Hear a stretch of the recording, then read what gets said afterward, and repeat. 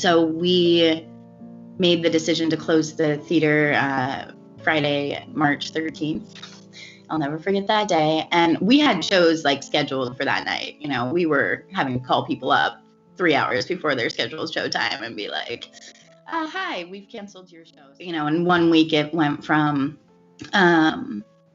we're going to socially distance people between seats and we have all these protocols in place, but we're still staying open. We're always going to stay open. Movie theaters always stay open, you know, through wars, through 9/11, through all these horrible things. So we're like, we're staying open. We'll find a way.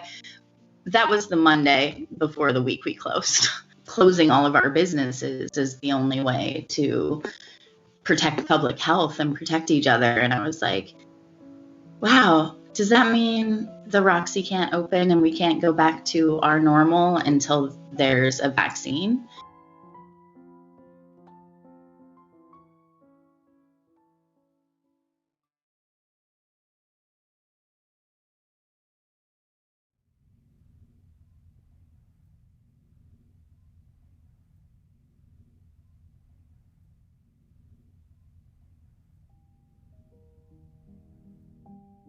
So I'm Mexican, so like the figure of like the grandmother is like very meaningful. And I kind of think of the Roxy as like a grandmother that's like very edgy though, and she's like really weird, and she's kind of like witchy, and and like, but it's always there for you, and like her home's open, always open for you, and like it's just like you feel really safe with her, and she's like old, but in a very loving and like refreshing way.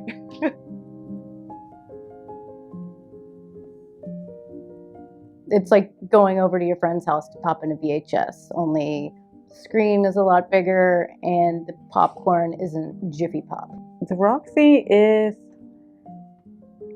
kind of like that old lady that you see in your neighborhood that has, you know, gray hair. You know, you can tell that she's lived through stuff. One day she shows up at a party or an event that you are in and you're like, what? Our projectors up in our projection booth are from the early 1940s. Infamously, the Roxy for some time in the 60s was a porn cinema, just porno house. I always joke that we've changed the seat since. The Roxy almost went out of business more times than I can count. And it was really through fundraisers and the love of the community that the Roxy was able to stay afloat. But just so many great art house theaters in San Francisco have been turned into batting cages. They've been turned into Equinox gyms. You see them marquee lit up and it is a fitness center. This is gonna sound extreme, but like I really feel like if the Roxy closed down in San Francisco, like I would kind of feel like, well, I guess like San Francisco isn't necessarily like my home. Like maybe I need to move. It would have been kind of another blow. So many things have closed over the past, I mean, I'm going to say 20 years because it's been that long. All the little things kind of add up after a while, and there's no space for art or culture anymore. It's been so challenging over the last 6. It's like so challenging. It's almost numb, right? It's almost like I can't even tap that feeling of how challenging it has been. I wanted people to not worry that we wouldn't come back. Like there have been many days I've put on a face being like, yeah, we got this. And like inside I'm like, do we got this? I don't know. I know when I look back on this time in my life, I will remember all of the challenges. I have little notes of encouragement stuck everywhere. But yeah, like I think I'll look back hopefully in 20 years and feel very proud.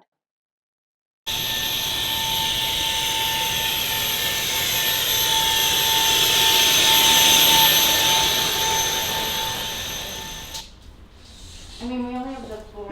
Were you measuring center to center? You could probably measure edge to edge, right? I'm definitely feeling anxious about reopening, nervous, excited, exhilarated. It is a mixy pack of emotions. For me, it was kind of like, okay, yeah, this pandemic is ending. Like we're going to move forward. Like the Roxy actually opening its doors was very significant to me in that sense.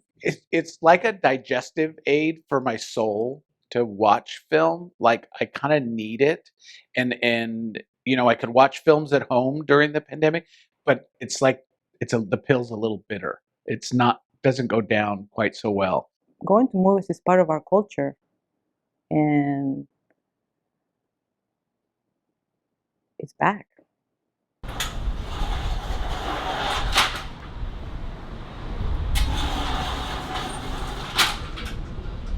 Carl, I have a plan with that fogger of hanging it up and putting it somewhere. That's just temporary for now, and that's just the empty box. Feels a little fast.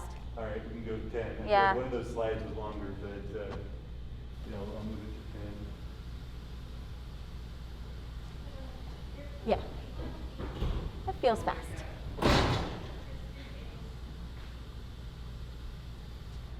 Soon there are gonna be people in this theater.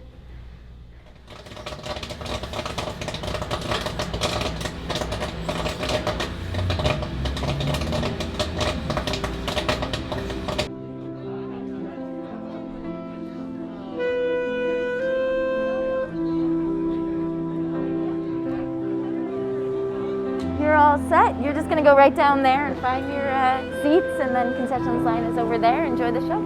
Welcome back.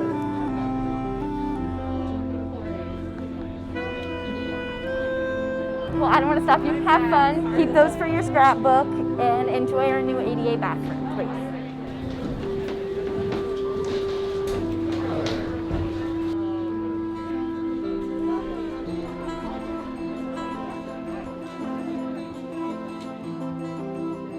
We closed our doors 434 days ago today, but who's counting? Me, every day.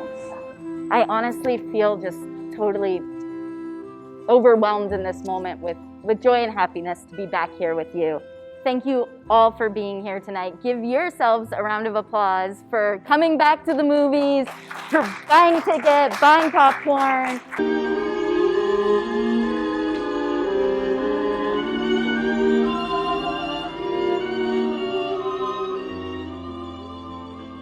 So the Roxy opened up, and like a fool, I bought all the tickets that were available the first weekend. And I come into the theater, and I take the seat that I've reserved. It's a seat that I love, and they're showing some welcome messaging and like kind of mood lighting. And I get up to get my popcorn because as a member, the Roxy gives you free popcorn. And as I'm walking up, I start to get overwhelmed with emotion. And I started to cry. And I could just feel, the cry where it's like, oh shit, oh, here it comes. Because I was so excited to be here. It was like I was back. I was in my seat. Here comes the popcorn. I'm going to put the butter and the salt, and I'm going to have my seat. And it reminded me how much I missed it. I knew I missed it.